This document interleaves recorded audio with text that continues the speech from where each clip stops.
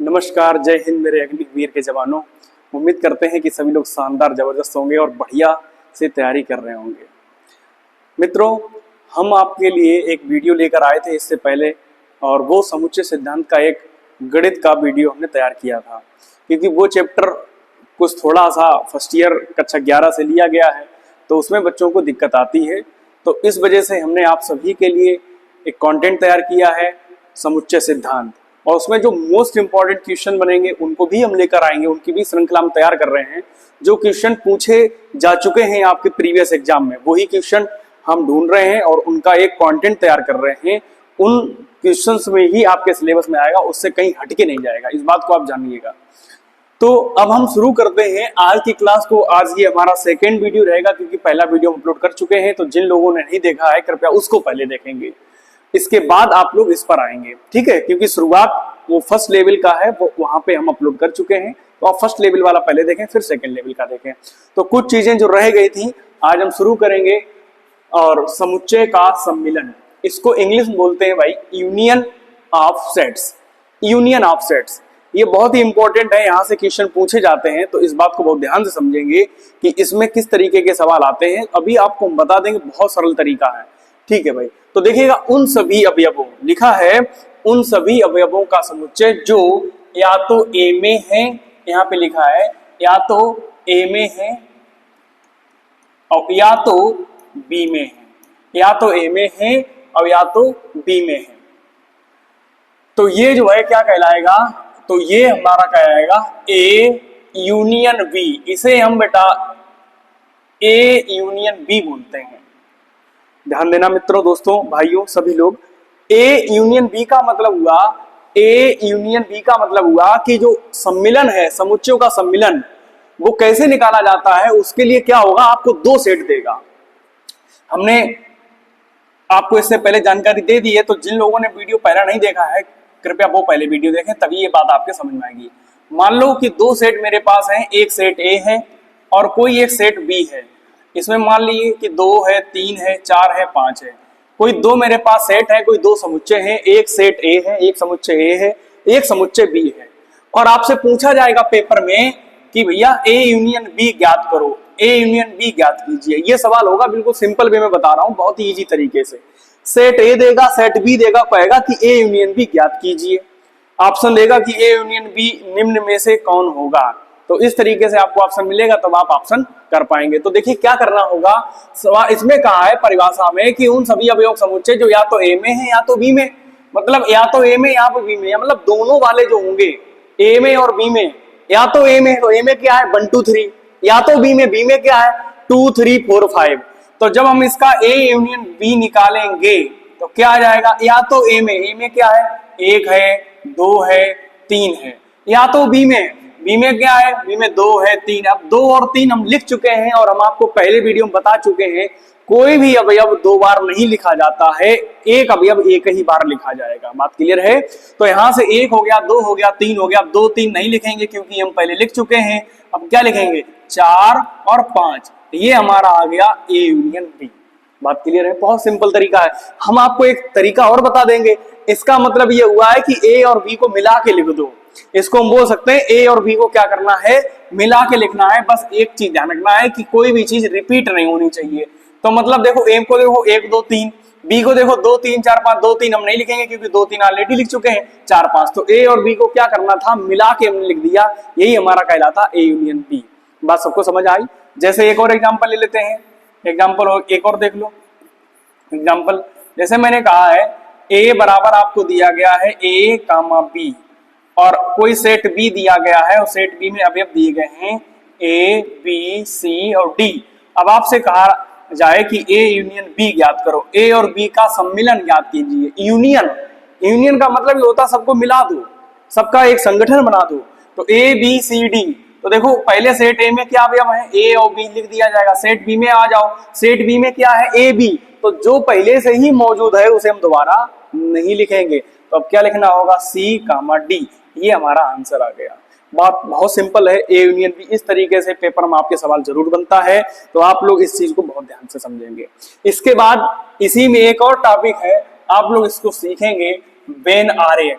ए union B को ज्ञात करने के लिए हम वेन आरेख भी पढ़ते हैं। और वेन आरेख क्या होता है ये आपने कक्षा 9, 10 में या 11, 12 में थोड़ा बहुत इसका जिक्र हुआ होगा, या आपने कंपटीशन की तैयारी की होगी तो वेन डायग्राम आपने पढ़ा होगा। नहीं पढ़ा तो भी कोई टेंशन वाली बात नहीं, हम आपको बताएंगे, बिल्कुल परेशान मत हो, हम उनको शुरू लेवल से बताएंगे कि क्या होता है वेन आरेख। वेन आरेख क्या होता है, एक आरेख बनाते हैं, एक डायग्राम बनाते हैं जैसा कि ये बना हुआ है।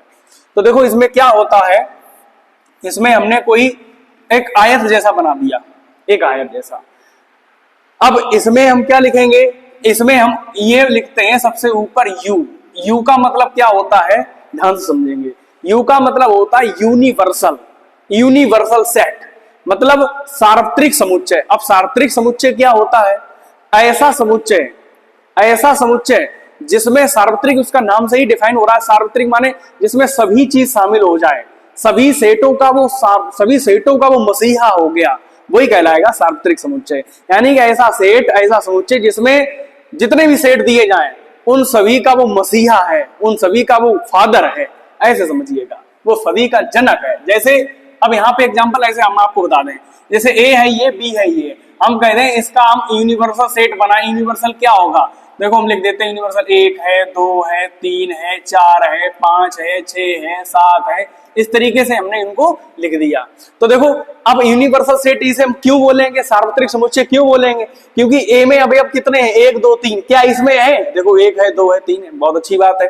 बी में आ जाओ, बी में क्या है, 2 है, 3 है, 4 है, 5 है, तो बी में देखो 2, 3, 4, 5, तो बेटा ये यूनिवर्सल इसमें भी है, और 1, 2, 3 ये भी इसमें है, और 6, 7 ये अतिरिक्त हैं, तो कोई बात नहीं, अतिरिक्त हैं तो बड़ी अच्छी बात है, लेकिन ये ए और बी ये दोनों होने चाहिए।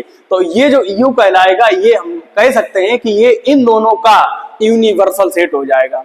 अच्छा इसका नहीं होगा क्योंकि भैया ए है ए बी और यहाँ ए बी नहीं है, बी है ए बी सी डी, यहाँ भी ए बी सी डी नहीं है, तो ये यूनिवर्सल सेट इसके लिए नहीं है, बस इन दोनों के लिए यूनिवर्सल सेट हो गया। हम बात आगे समझ में, यूनिवर्सल का मतलब सार्वत्रिक समुच्चय। अब आइए, तो ये हमने बनाया यूनिवर्सल, तो इसमें पूरा ब्रह्मांड, ये समझिएगा ये पूरा ब्रह्मांड है, मतलब यूनिवर्सल सेट है। अब इसी में हम क्या लिखते हैं, यहां लिखेंगे सेट ए, और ये हमने बना दिया सेट ए का व्रत जैसा बना देंगे। और इसमें सेट ए में कोई अभी आप लिख दो, क्या लिखे हैं, 1 लिखा है, इसके बाद 2 लिखा है, इसके बाद 3 लिखा है ना, 3 लिखा है, ये लिख दिया हमने 1, 2, 3, कहीं पे भी लिख सकते हैं। आगे बी सेट है, उसमें क्या है 2, 3, 4, 5, तो अब हम एक सेट बी बनाएंगे, और सेट बी हम ऐसा बनाएंगे इस तरीके से, इसे मिला के। क्यों मिला के बनाएंगे, आप एक बात समझिएगा, इसमें जो अवयव है वो क्या क्या है, 2 है, 3 है, 4 है, 5 है, तो जो 2 और 3 ये आप ध्यान देखें, ये दोनों के अंदर पैक होगा, क्योंकि 2 जो है इस वाले भी व्रत में शामिल होगा, और 2, 3 इस वाले भी व्रत में शामिल होगा, तो 2, 3 पहले से लिख दिया, 4 यहाँ लिख दो, 5 यहाँ लिख दो। तो ये देखो अगर आप इसको मिला के देखो तो 2 और 3 ये हमारे पास क्या हो गया, जो दोनों में है, तो दोनों वाला बीच में लिख दिया जाएगा, 1 यहाँ लिखेंगे, 1 यहाँ लिख दिया। अब 4, 5 ये इधर लिख दो, जो 4, 5 जो केवल सेट बी में है। तो ये अगर हम इसको पूरा रंग देंगे इस तरीके से, तो ये मेरे पास कहलाएगा ए यूनियन बी। क्या कहलाएगा, ए यूनियन बी। एग्जाम्पल इसका भी समझेंगे, देखो कैसे, ये मैंने बनाया यूनिवर्सल सेट, ये बनाया सेट ए, ये बनाया सेट बी, बहुत सिंपल है, बिल्कुल सिंपल तरीके से। ए सेट ये है, ये सेट बी है। अब देखो, अब ए सेट में क्या है, ए बी, तो यहाँ लिख दो ए। अब ए बी देखो, ध्यान से देखो, पहले ए और बी यहाँ भी, ए बी यहाँ भी है, तो मैं काम करेंगे, ए बी दोनों में जब कॉमन है तो कॉमन वाला बीच में लिखेंगे, कॉमन वाला बीच में लिखेंगे, क्योंकि ए इसमें भी है, इस वाले व्रत में भी है, और बी इस वाले भी व्रत में है। अब इधर देखो, ए इस वाले भी व्रत में है और बी भी इस वाले व्रत में है, तो इसका मतलब ए भी बीच में लिख दो। अब यहाँ कुछ भी नहीं लिखना है, क्योंकि ए बी लिख दिया, आप कुछ नहीं लिखना। अब यहाँ ए बी लिख ही चुके, तो सेकंड वाले में क्या लिखा जाएगा, सी, और यहाँ हो जाएगा डी। अगर अब कहा जाए कि ए यूनियन बी का डायग्राम बनाओ, वेन आरेख बनाओ, तो ये बन गया वेन आरेख, और ए यूनियन बी का मतलब हो गया सबको रंग दो। यूनियन का मतलब क्या हमने बताया कि सबको इकट्ठा कर दो, सबको मिला दो। तो देखो ए और बी इन सबको मिला दिया, इन पर छाया करना, शेडिड करना ही कहलाता है वेन आरेख। तो हमने किस पर छाया करनी होगी, छाया उस पर करेंगे जो ए और बी में दोनों हिस्से में कवर कर रहा है। तो ए और बी दोनों हिस्सा ये कवर कर रहा है, तो इस वजह से इसको हम कवर करेंगे, और इसे कहते हैं ए यूनियन बी। बात क्लियर है? A union B. अभी हम आगे एक और आपको बताएंगे, वो उसका होगा ए इंटरसेक्शन बी का। इंटरसेक्शन क्या होता अभी चलिए, ये टॉपिक खत्म हो गया है ए यूनियन बी वाला। अब आगे बात करते हैं समुच्चयों का सर्वनिष्ठ। ये क्या होता है, इसका भी वेन डायग्राम अभी हम आपको बताएंगे। समुच्चयों का सर्वनिष्ठ क्या होता है, तो पढ़िए भाषा। दो दिए गए समुच्चय ए और बी का सर्वनिष्ठ ए बी उन सभी अवयवों का समुच्चय है जो ए और बी दोनों में उभयनिष्ठ है। इस बात को पकड़िएगा, उभयनिष्ठ का मतलब कॉमन, दोनों में जो कॉमन है। अब देखो एग्जाम्पल समझेंगे। एग्जाम्पल हमने बनाया, कोई सेट ए है और अभी वही पुराना वाला लेते हैं, इसमें मान लो 1 है 2 है 3 है, और मेरे पास कोई सेट बी है, इसमें मान लेते हैं 1 है 2 है 3 है 4 है 5 है। अब हमने आपसे कहा है कि आप इसका ए इंटरसेक्शन, बेटा इंटरसेक्शन का ये सिंबल होता है, जैसे यूनियन का यू बनाते थे वो यूनियन का होता था, ये होगा इंटरसेक्शन, मतलब ए जैसा बना दो, बस ए में ऐसे मत करना नहीं तो वो ए ही हो जाएगा।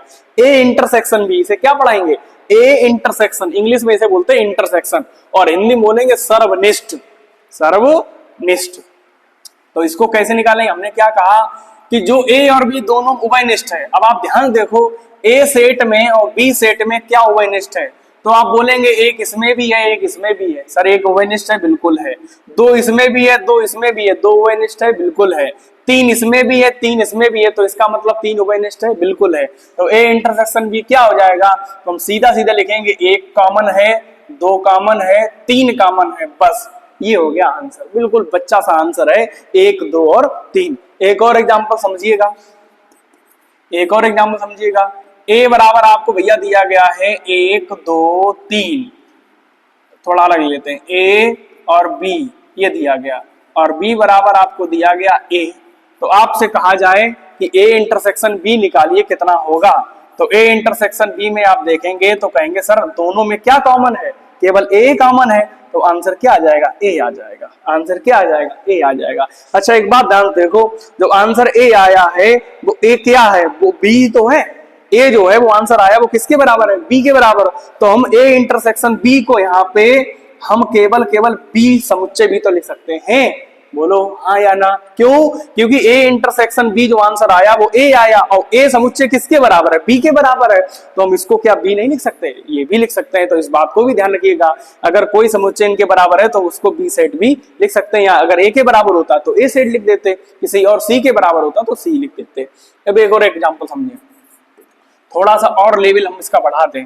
मैंने मान लो क्वेश्चन दिया है कि ए बराबर आपको दिया है 1, ए बराबर आपको दिया गया है 1 2, बस ये 1 2, और बी बराबर आपको दिया गया है 3 4 5, 3 4 5, और मान लीजिए हमने एक सी सेट और दे दिया है, और वो दे दिया है 1 2 5।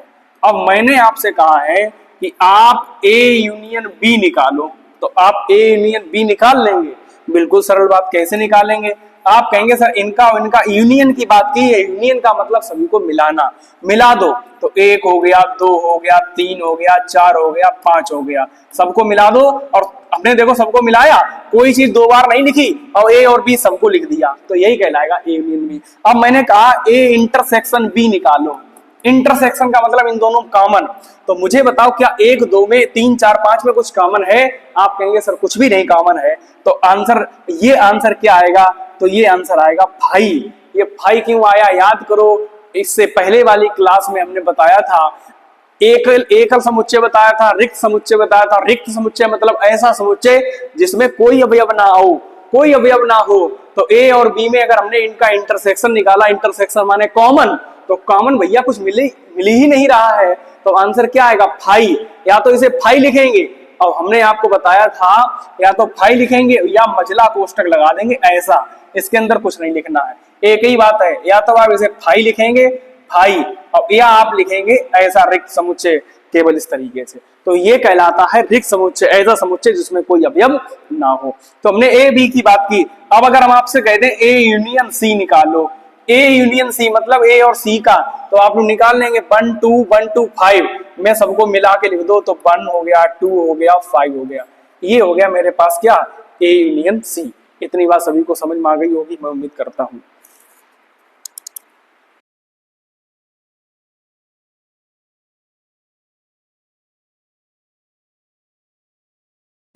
इतनी बात सभी को समझ में आ गई। अगर हम कहें कि इसमें मुझे चाहिए ए इंटरसेक्शन सी, मतलब इन दोनों में क्या कॉमन है, ए और सी में क्या कॉमन है, तो आप ध्यान से देखेंगे ए और सी में क्या कॉमन है, 1 2 यहां भी है, 1 2 यहां भी है, तो कॉमन आ गया 1, 2। इस तरीके से आप किसी का भी यूनियन निकाल सकते हैं, किसी का भी इंटरसेक्शन निकाल सकते हैं। बोलिए इतनी बात सभी को समझ में आ गई क्या? आ गई होगी। अब बात करते हैं इसके बेन आरेख की। तो बेन आरेख को समझो। तो देखो मैंने ये बनाया है कोई यूनिवर्सल सेट और इसमें दो अवयव हैं। मान लो ये सेट ए है और ये सेट क्या है, ये कोई सेट बी है। अब ध्यान देखेंगे हमने ये वाला इसका बनाओ, इसका हम कह रहे ए इंटरसेक्शन सी का बनाओ। तो ए मेरे पास ये है, सी ये है। ए में कौन कौन सा अवयव है, 1 2, सी में क्या है 1 2 5। तो कौन कॉमन हुए, 1 2।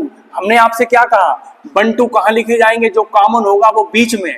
और इसमें यहाँ कुछ लिखेंगे, नहीं लिखेंगे सर, 1 2 तो यहाँ लिख ही चुके। अब आ जाओ सी में, सी में हो गया 1 2 5, यानी यहाँ लिखेंगे 5। अब हमने कहा है हमें चाहिए इनका सर्वनिष्ठ चाहिए, उभयनिष्ठ चाहिए। तो हमने आपको बनाना है डायग्राम। तो डायग्राम में उसी चीज को रखना होगा जो चीज हमारे आंसर पर डिपेंड करती है। तो आंसर हम लोगों का बेटा हमें कॉमन वाला चाहिए। तो कॉमन वाला एरिया क्या है, ये है। तो ये हम लोग रंग देंगे, यानी कि यही हमारा आंसर हो जाएगा। तो आंसर आएगा 1 2। आंसर क्या आया, 1, 2। यही तो हमने रंगा है। अब वही आंसर हम लोग निकाल चुके हैं 1 और 2। ठीक है, तो इसको हम वेन डायग्राम से भी कर सकते हैं और इसको हम लोग सिंपल वे में ऐसे भी कर सकते हैं। तो एक ही बात होती है इस तरीके से। अब हम आपको एक और एग्जांपल समझा देते हैं, आप लोग एग्जांपल से और समझ लीजिएगा, क्लियर हो जाएगा। जैसे एक कोई सेट ए दिया गया है 1 2 और एक कोई सेट बी दिया गया है 2 4 5। अब हमने आपसे कहा है आप इनका इंटरसेक्शन बनाओ। तो ये यूनिवर्सल सेट हो जाएगा, ये सेट ए हो जाएगा, ये सेट बी हो जाएगा, ए और बी। अब हमने आपसे कहा है आप इनको क्या करना है, यूनिवर्सल सेट बनाना है, बना लिया। अब इनका आप वेन डायग्राम बनाइए। तो इनमें देखो कॉमन क्या है, 1 2, यहाँ क्या है 2 4 5, यानी कि 2 जो है वो दोनों जगह है। 2 यहाँ भी है, 2 यहाँ भी है, तो 2 यहाँ लिख दो बीच में। 1 जो है वो यहाँ लिखा जाएगा अलग से, क्योंकि अब कॉमन नहीं है ना। अब 4 5 ये सेट बी के हिस्से हैं, तो 4 5 ये सेट बी में लिख दिए जाएंगे। अब हमने कहा A union B, A union B का डायग्राम बनाओ। तो बेटा ए यूनियन बी का मतलब सबको रंगना है, ए और बी सबको रंगना है। और हम अगर आपसे कह देते ए यूनियन बी नहीं, अब आपको इंटरसेक्शन बनाना है, तो हम कहते हैं ए इंटरसेक्शन बी बनाना है। तो क्या करना है, इस इंटरसेक्शन वाले हिस्से को रंग देंगे, यानी कि दो को अलग कलर से कर दें ऐसे। तो ये हमारा हिस्सा जो कहलाएगा वो क्या कहलाएगा, ए इंटरसेक्शन बी का डायग्राम कहलाएगा। इतनी बात सभी को समझ में आ गई होगी, मैं ऐसी उम्मीद करता हूँ। बहुत अच्छे तरीके से समझ में आ गया होगा सभी लोगों को। चलिए अब हम आगे शुरू करते हैं। अब हम आगे शुरू करते हैं अपना नेक्स्ट टॉपिक। नेक्स्ट टॉपिक होगा हमारे लिए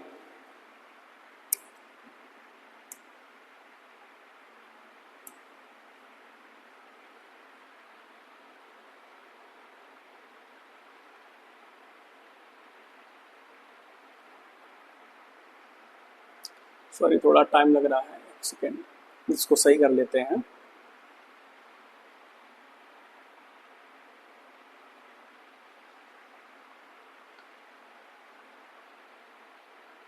हाँ, सर्वनिष्ठ की बात हम लोग कर ही चुके हैं। अब बात आगे कर रहे हैं, इधर समझेंगे। अब देखिए समुच्चय का पूरक, अगला जो टॉपिक है वो है समुच्चय का पूरक। पूरक का मतलब इंग्लिश में कहते हैं इसे complement of A set. Complement यानी कि समुच्चय ए का पूरक, जिसे ए डैश, ए के ऊपर डैश लगाते हैं, ठीक है, जिसे ए डैश, या यहाँ पे ये ए डैश लिखेंगे और ए डैश के ऊपर आना कि ए सी लिखते हैं, चलिए उसको छोड़िए, उसका कोई मतलब नहीं है। ए डैश से निरूपित किया जाता है में सभी अवयव होते हैं जो सार्वत्रिक समुच्चय यू में है लेकिन ए में नहीं है। इसका मतलब आप समझे, नहीं समझे होंगे। जैसे हमने आपको बनाया, मान लो एक यूनिवर्सल सेट बनाया, कह रहा सार्वत्रिक समुच्चय, और हम सार्वत्रिक समुच्चय आपको समझा चुके हैं। ऐसा समुच्चय जिसमें सभी अवयव शामिल हो जाएं, ए और बी और सी जितने भी सेट हो, उन सभी का मसीहा होना चाहिए। तो मान लो एक यूनिवर्सल सेट है मेरे पास 1 2 3 4 5, और एक मेरे पास सेट ए है, और सेट ए हमने लिख दिया है, मान लो यहाँ पे सेट ए हमने लिख दिया है 1 हो गया, 2 हो गया, 3 हो गया, ये लिख दिया मान लीजिए, ठीक है। अब हमने आपसे कहा है हमें आप ए डैश ज्ञात कीजिए, ए डैश ज्ञात कीजिए। तो ए डैश का एक फार्मूला होता है, ए डैश का एक फार्मूला होता है, उसे आप सभी लोग सीख लीजिए। ए डैश का एक फार्मूला होता है, ए डैश बराबर होता है यूनिवर्सल सेट में से हम ए घटाएंगे, इसे बोलते हैं पूरक, इसको हम बोलते हैं समुच्चय का पूरक। अब समुच्चय का पूरक क्या होता है? ए डैश। अब ए डैश क्या मतलब होता है? पूरक। हमने बताया जिसे ए डैश से निरूपित किया जाता है। तो ए डैश बराबर फार्मूला होता है u माइनस ए। फार्मूला क्या होता है? बेसिकली ये कह रहा है कि क्या लिखा है, समुच्चय ए में होते हैं जो सार्वत्रिक समुच्चय u में है लेकिन ए में नहीं है, u में हो लेकिन ए में नहीं हो, तो वो हमें बताना है। तो ए डैश कैसे निकालेंगे? जो u में हो ए में नहीं हो, यानी ए वाले घटा दो। तो जो u में हो, u में क्या है? 1 है, 2 है, 3 है, 4 है, 5 है। अब सवाल ने क्या कहा है कि जो u में हो परंतु a में ना हो, u में हो परंतु a में ना हो। अब u में क्या है? 1 2 3। अब a में भी है 1 2 3। अब ये भैया हमें नहीं लिखना है, क्यों? क्योंकि इससे ये खत्म हो गया, कैंसिल हो गया, कट गया। u में हो परंतु a में नहीं हो, तो u में कौन कौन है? u में 1 2 3 4 5 है। अब 1 2 3 ये नहीं लिखना है, क्यों? क्योंकि u में हो परंतु a में ना हो, वो तो a में भी हो गया। अब जो चीज a में हो गई वो नहीं लिखनी है। अब u में क्या बचा? u में बचा है 4 और 5। तो ये हम लोगों का हो गया ए डैश। नहीं समझे? दोबारा एक और एग्जांपल समझो। हम सिंपल वे में एक एग्जांपल ले लेते हैं। जैसे चलो हम ये कह देते हैं a बराबर हमारे पास सेट दिया है 1 2 3, ये कोई दिया, और सेट b दिया है मेरे पास, मान के चलो 1 2 1 2, और ये दिया गया। हमने आपसे कहा है आप a माइनस बी करो, a माइनस बी। अब हम यूनिवर्सल की बात नहीं कर रहे हैं, हमें अमूमन एक क्वेश्चन ले रहे हैं, जनरल का क्वेश्चन, कि a माइनस बी। तो इसका मतलब क्या हुआ? जो a में हो परंतु b में ना हो। अब a डैश का मतलब क्या था? u में हो परंतु a में ना हो। यहाँ क्या पढ़ेंगे? a में हो परंतु b में ना हो। माइनस का मतलब b वाले हटा दो, b वाले माइनस कर दो, b वाले खत्म कर दो। a में हो b में ना हो, तो a में क्या क्या है? 1 है, 2 है, 3 है, और b में क्या है? 1 और 2। तो बेटा a में है परंतु b में ना हो, तो 1 से 1 खत्म हो जाएगा, 2 से 2 खत्म हो जाए, तो आंसर क्या बचा? 3 बचा। आंसर क्या बचा? 3 बचा। बात आई समझ में? तो इसका मतलब होता है a माइनस बी, और आंसर आ गया हमारे पास 3। अगर हम कह दें b माइनस ए क्या होगा? b माइनस ए, तो अब आप बोलेंगे b में हो परंतु a में ना हो। b में क्या है? देखो b में हम लिख देते हैं 1 है, 2 है, इसको हमें माइनस करना है किसके साथ? a के साथ। a में है 1 है, 2 है, 3 है।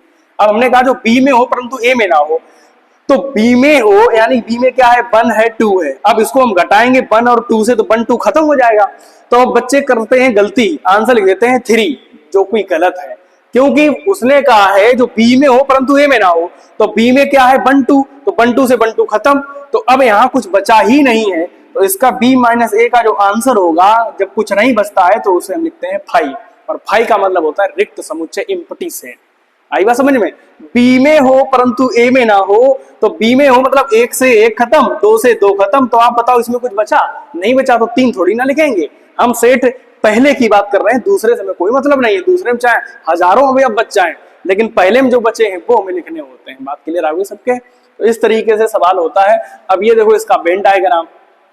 सवाल ने कहा है कि ये रहा मेरे पास यूनिवर्सल सेट, और ये रहा मेरे पास कोई सेट ए, केवल एक ही सेट है, इसमें हमें निकालना है ए। ये सेट मेरे पास ए है।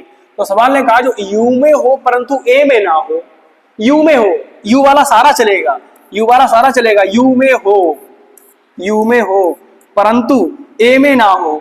ए में ना हो मतलब ए वाला छोड़ दो और सारा बॉक्स रंग दो, सारा बॉक्स रंग दो, ए वाला छोड़ दो, ये वाला छूट जाएगा, ये वाला छोड़ना पड़ेगा हमें। तो इसे हम कहेंगे ए डैश, इसे ही हम क्या बोलेंगे? ए डैश बोलेंगे। जैसे हमारे ये एग्जांपल देखो, यूनिवर्सल सेट में क्या क्या है लिख दो। यूनिवर्सल सेट में ये वाला एग्जांपल देखो, इसका डायग्राम बनाते हैं। 1 हो गया, 2 हो गया, 3 हो गया, 4 हो गया, 5 हो गया, ये यूनिवर्सल सेट है। अब यहाँ पे जो है ए में क्या है? 1 2 3, तो इसको ऐसा बनाते हैं, देखो ऐसा 1 2 ऐसे ले दो। ये ए है, 1 हो गया, 2 हो गया, 3 हो गया, 4 हो गया, 5 हो गया। तो देखो यूनिवर्सल सेट में क्या हो गया? 1 2 3 4 5। और सेट ए में क्या है? सेट ए में है 1 2 3, तो ये हो गया मेरे पास सेट ए। 1 2 3 और 4 5 इसमें भी रहेगा, बाहर रहेगा। अब जो यू में हो परंतु ए में ना हो, तो यू में क्या है बेटा? ये यू वाला रंग दो, यू वाला रंग दो। अब मेरे पास क्या बचा? इसमें 4 और 5 बचा, अब ये वाला हमारा आंसर जो है रंगा है, जो रंगा होता है वही हमारा आंसर होता है। तो आंसर क्या हो जाएगा 4 और 5। ये 1 2 नहीं जोड़े जाएंगे क्योंकि वो में छोड़ने हैं। जो छायांकित भाग होता है जिसको हम एरिया शेडेड करते हैं, छाया करते हैं, जिस पर रंगते हैं, वही आंसर होता है। तो 4 और 5 ये हमारा आंसर होगा। तो 4 5 हमारा आंसर हो जाएगा। अब इसमें आप लोग देखेंगे आंसर हमारा क्या आया था, 4 5 ही तो आया था। ये हमारा कहलाता है पूरक समुच्चय, जिसे बोलते हैं एलिमेंट्री सेट। उम्मीद करते हैं सभी लोगों को समझ में आया होगा। कोई भी भैया कोई कठिन चीज नहीं है। हम जब क्वेश्चन लेकर आएंगे तब आपको बहुत आनंद आएगा। बस ये थ्योरी हम आपको समझा रहे हैं, अगर आप थ्योरी समझ जाएंगे तो क्वेश्चन आंसर बहुत सिंपल है। परेशान मत होइएगा, हम आपको आराम बताएंगे। इसके बाद नेक्स्ट टॉपिक बचता है, थोड़ी देर की क्लास और रखेंगे, समुच्चयों का अंतर। और समुच्चयों का अंतर, हालांकि ये देखो ब्लैक पेन से लिखा है, नहीं दिख रहा होगा। दो समुच्चय, अभी हमने अंतर की बात पहले ही कर ली। दो समुच्चय ए और बी का अंतर a माइनस बी, दो समुच्चय ए और बी का अंतर a माइनस बी में अवयव होंगे जो a में हो परंतु b में ना हो। वही बात हम बता चुके, जो a में हो परंतु b में ना हो, a माइनस बी। अभी मैंने आपको बताया था सेट ए में कोई अवयव है 1 और 2 और सेट बी में कोई अवयव है मान लो 1, तो कहेगा कि a माइनस बी बताओ, यानी कि a में हो b में ना हो। माइनस बी का मतलब b में ना हो, तो b में a में हो परंतु b में ना हो। तो a में 1 है, b में 1 है, तो 1 से 1 खत्म। तो अब a में क्या बचा, 2 बचा। और b में नहीं हो, देखो a में है परंतु b में नहीं, जो 2 जो है वो a में है और b में नहीं है, तो इसे हम बोलते हैं a माइनस बी। बात क्लियर है।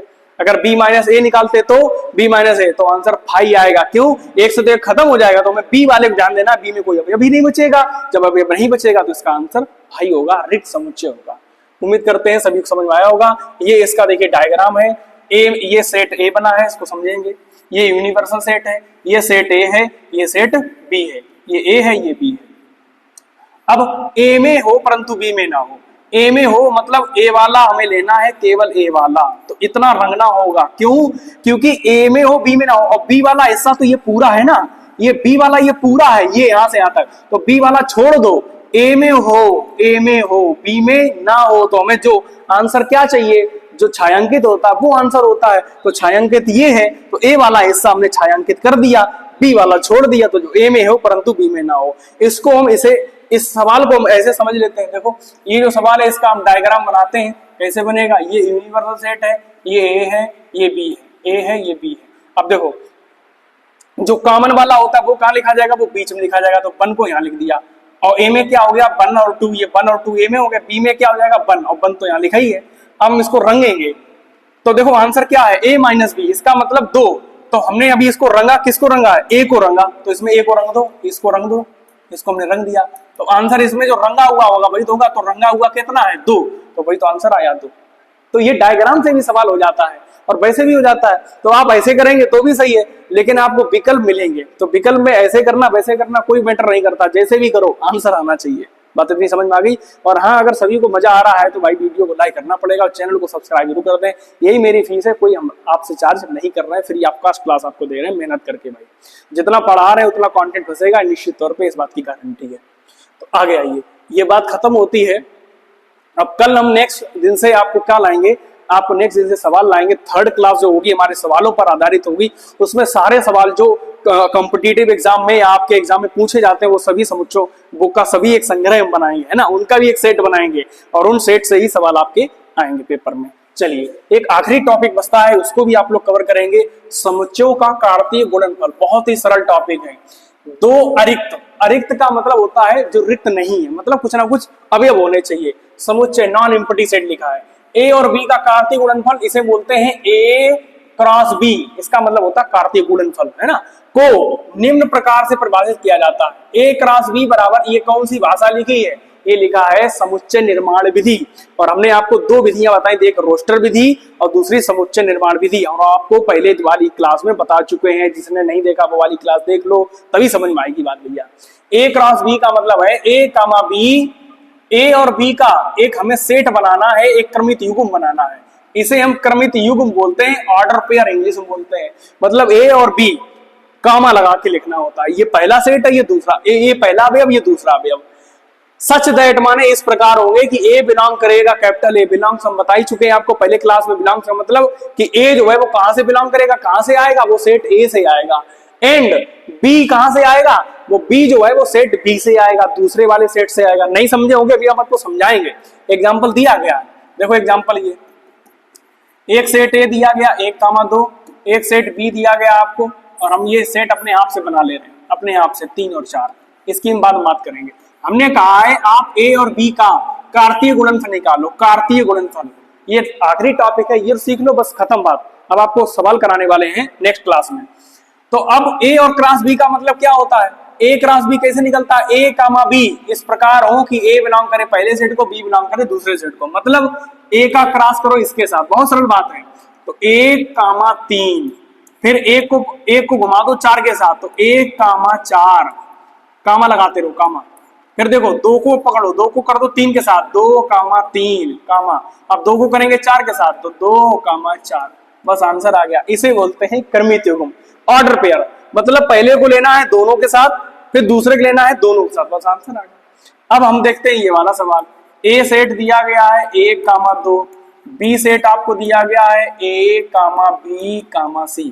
अब सवाल कहता है कि A क्रॉस B निकालेंगे, तो क्या करना होगा आपको, A को पहले पकड़ लो और तीनों के साथ घुमा दो, क्योंकि 3 अभी हम है यार, 2 थे तो दोनों के साथ घुमाया। एक को पहले 1 के साथ, तो 1, फिर एक को B के साथ, तो 1, फिर एक को C के साथ 1, फिर अब 2 को आ जाओ, 2 को A के साथ 2, 2, B और 2, C। ये भैया कक्षा 3-4 का भी बालक कर लेगा, कोई शर्म वाली बात नहीं, कोई हेडक टेंशन वाली बात नहीं, बहुत अच्छी बात। समझ आ गई बात सभी को, बहुत ही सिंपल वे में हमने आपको बताया है। अब इससे सरल और क्या हो सकता है, समुच्चय में बस इतना ही है और कोई ज्यादा कठिन टॉपिक नहीं है, बस इसको लोग समझते हैं कठिन। कक्षा 11 का हालांकि टॉपिक है, लेकिन ये चीजें बहुत सरल सरल आपके एग्जाम में रखी गई हैं। पेपर बहुत सिंपल बनता है, केवल 15 क्वेश्चन मैथ से आते हैं, 5 क्वेश्चन आपके रीजनिंग से आएंगे, तो इतना तो आप सभी लोग बना पाएंगे, इतनी कोई कठिन बात इसमें नहीं है। अब आइए, जैसे हमने आपसे कहा है ए सेट आपको दिया गया है 1, 2 और बी सेट हमने दे दिया आपको 3, तो आप बनाएंगे क्या होगा, ए क्रॉस बी हमने कहा निकालो, तो कैसे आएगा, 1 का 3 के साथ कर देंगे, 2 का 3 के साथ कर देंगे, इसको मझले ब्रैकेट में बंद कर दो, मझले ब्रैकेट बंद कर दो, ये पहला और आखिरी पद, इसको हम बोलते हैं क्रमित युग्म, और इसे बोल देंगे कार्तीय गुणनफल। ए का क्रॉस बी के साथ, ए का क्रॉस बी के साथ बोलते हैं, इसे ही बोलते हैं हम लोग कार्तीय गुणनफल।